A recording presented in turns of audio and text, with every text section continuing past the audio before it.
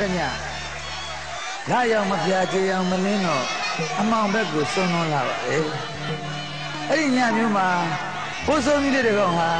ရင်ဘတ်မှမိအကြီးကပ်ပြီးချစ်သူပြောက်ကိုလိုက်ရှာနေတယ်ထင်တယ်အဲ့ဒါလိုပါပဲကျွန်တော်ကလည်း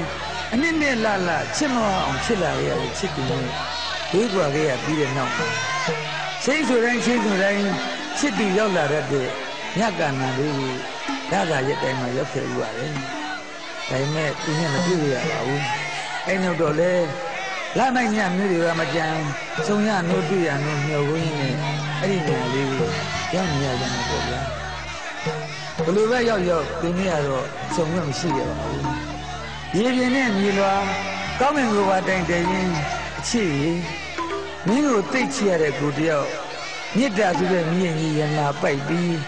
ပိုးဆုံးကြီးလေးလိုမင်းကိုရှာနေပါတယ်ဆိုတဲ့အကြောင်းကျွန်တော်ရေးသားပြီးဆိုရတဲ့မြစ်တာမီးအိမ်ကိုတေးတာကိုလည်းဒီတနာအပါရရနားစီကြည့်အောင်